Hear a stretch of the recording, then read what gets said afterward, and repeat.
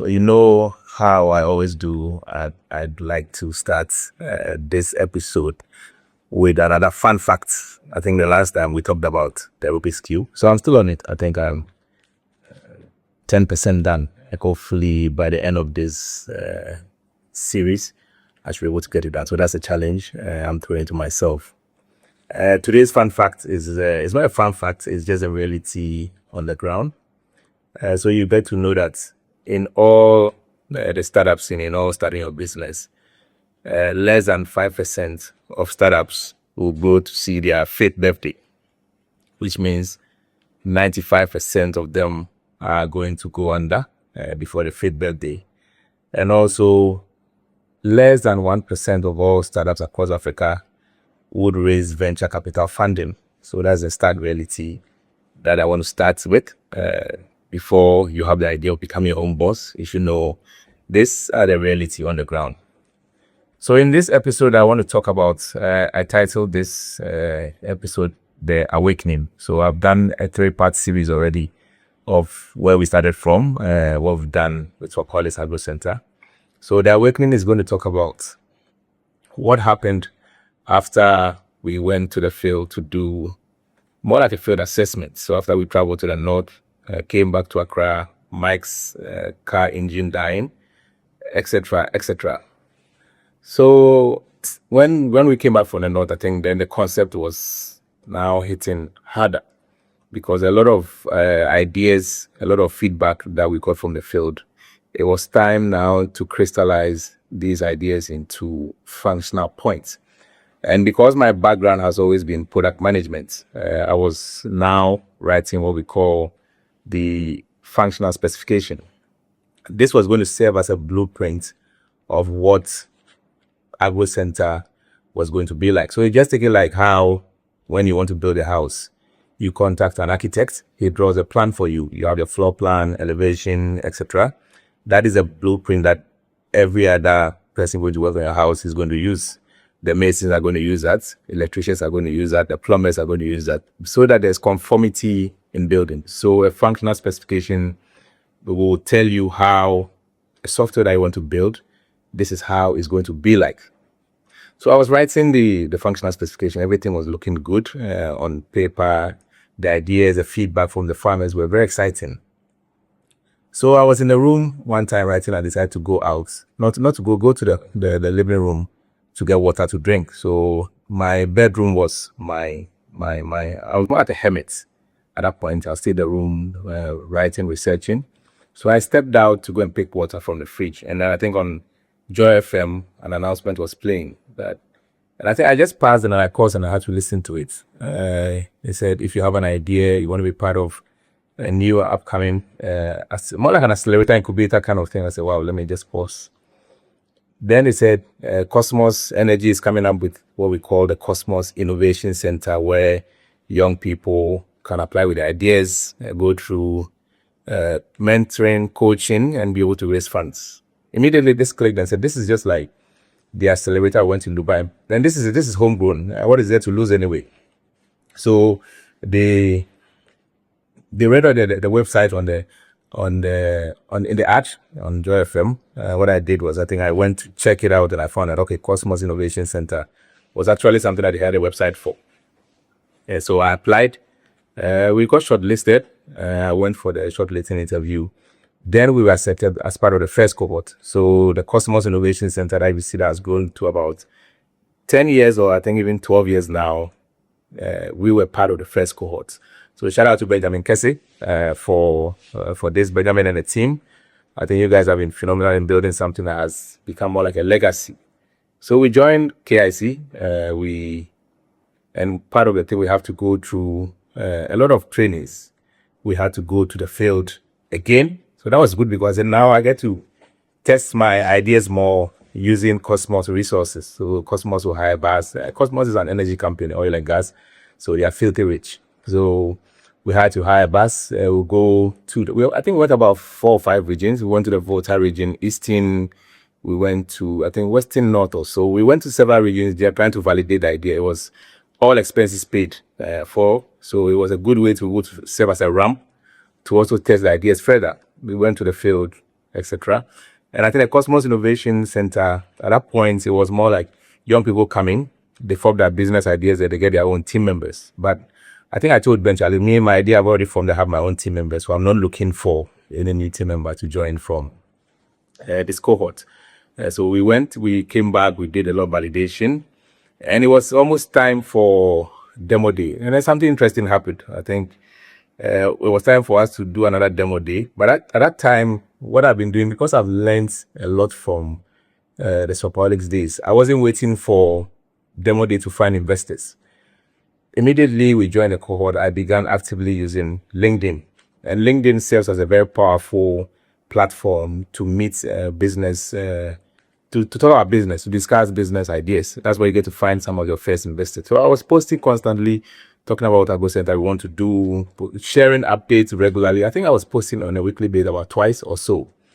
Then I got an email from a firm in Germany. It's called Green Tech Capital. They mentioned that we've seen what you're doing. We want to talk more. We want to see how we can partner with you. In my head, I said, hallelujah. And this happened before a demo day. So, and then they said, okay, we want to come to Ghana to meet you and the team. I said, what team? That's what I said in my head.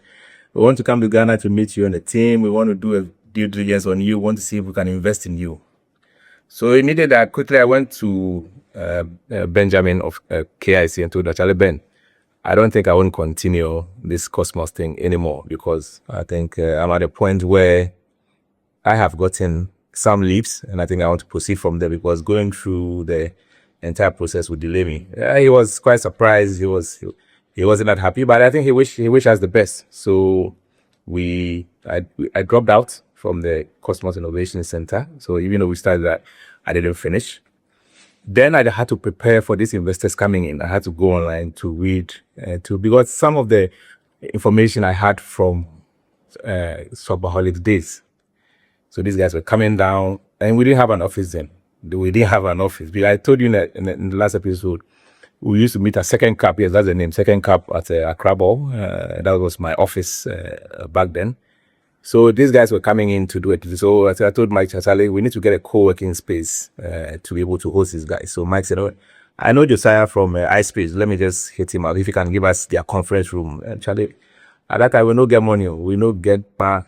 So I think it was more on goodwill. I think Mike spoke to Josiah and said, Charlie, we have some investors coming in and we want you to give us a space to host them. Josiah said, why not? And because iSpace was a co-working space built for business entrepreneurs, so anything we can do to support.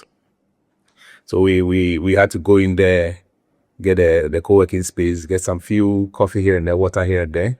And then the team from Germany came. They were lodging at a hotel in Osu, so it was quite, at that time, I think iSpace was around Labone side there, if I'm right.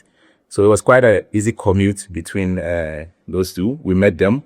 We had to take them through our platform. We had to take them through a lot of things. They were doing assessments, looking at the financial, there was nothing. But just once you start the record keeping in terms of what you purchase, receipts, invoices, having, because it was only the two of us, just the two of us who were the business owners and even the employees at that time.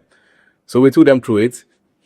Then they wanted to do a field due diligence also. So we had to take them to the field to meet some of our farmers, because all these things, they look at it from that perspective of understanding your business from both the user's end and then the consumer's end. We took them to meet some of the farmers we were working with, etc. That process lasted for about 2 or 3 days, and then I think they left. So we're keeping our fingers crossed. That was our first due diligence that we did. We're keeping our fingers crossed.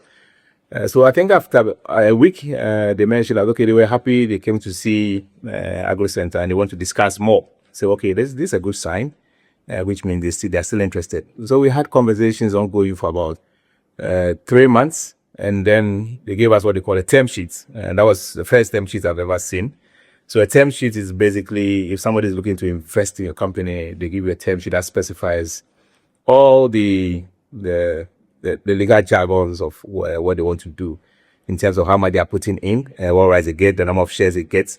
And it's always critical for early stage founders to have some form of seek legal advice when you get some of these term sheets, mainly because you will not understand the legal jargons in there. You are not built for legalities, as I call that. So it's good to always pass on this to a legal person to review, mainly because they are good investors and they are bad investors. I've been in this game long enough to know. In my subsequent episode, I'll talk about one of the bad investors that we engaged that almost did a very great harm to the company, but we were able to get out of it. But I have some friends who have raised capital from some very bad investors and their business never survived. So it's always good to have a legal opinion on whoever sent you the term sheet. So when the term sheet came, yes, we passed it around to a few of our legal friends to review, and they say, "Oh, this is good. This is standard document that any investor will put in." So we signed the term sheet, continued further due diligence, and then we look at the stage where we're looking at the investments. So they mentioned, "We are going to invest $10,000 in your business." I said, "Charlie, hallelujah," because that was the first money, and $10,000 back then. I think at that time the dollar to CD was 1 to 4. That was around 2016, 17 thereabouts. So a dollar was about 4 cedis. At that time, our currency was very strong. So not now that it goes up and down like something else. So they said they want to invest in AgroCenta's 10,000. I said, "Charlie, this is good." We signed a contract, and then we asked us to give them our bank account. So we gave the bank account to them, and from that time, I think I was just expecting me, but the account was dry. There was 0 CDs in there. So and they had to work on the outputs at the end. So it was one time, one hot afternoon, I think Mike and I were going for some meeting around the Spintex area. We were sitting in a taxi. Then I got an alert on my phone, the bank alert, incoming credit, whatever, 10,000 US dollars, and I think we had to sell it. We got about 40,000 CDs back then. At that time, 40,000 CDs was a lot of money. Trust me. That's when that alert came in, I saw it. I think I started smiling. I told Mike, because definitely this money was going to push us to do a lot of things. So then when the money came in, Charlie, we had to take a plan, because now the business, which means you have your first backing. You have somebody who believes in the idea that you have. You have somebody who believes in the vision that you are looking at. So Green Tech Capital, our first investors, shout out, they are still on our cap table, very good advisors to us. So we decided to now formalize everything. I told Mike, "Charlie, those second cap meetings, they are over. We need to get an office space to have our own office so that people can walk in, people can meet us, people can know that you are legit, because you can't be hopping from one smoothie bar after another." So our first office, because I stayed at Pram and Mike was staying at Afinia side, we're looking for an office that was close to us. So we got an office around Dowinya, the ARS side. We paid for 2 years, went to Kingdom Books, bought all the furniture, the laptops, etc. Then we decided to get the first employees. So at that time, we're looking at more of the interns, because Charlie, even though the 10,000 was a lot of money, we couldn't hire senior people, because that money will finish within a few months.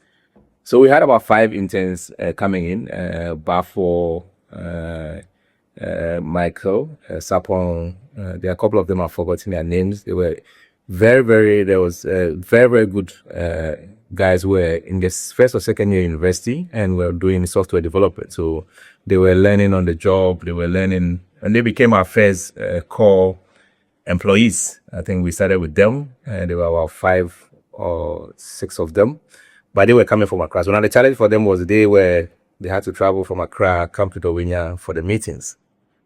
So after 1 year, I told my Charlie, it looks like our employees are suffering, because whatever allowances you give them, they end up using that to pick Trotsky to come all the way to Dowinya.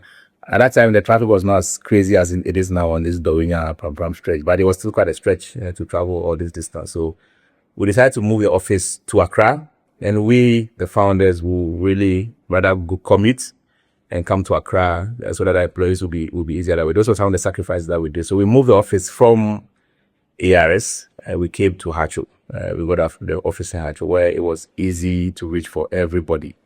And that became now the bedrock of how AgroCenta was going to start. So the employees were coming in. Now we had we had to hire a finance person, because we needed somebody to keep record of our books. And one of the key things that investors want is updates. Once they give you money, they want to get updates on how the business is doing. So you send usually monthly or quarterly reports that includes the state of the business, etc. So we had to get a finance person to come in to keep the books clean.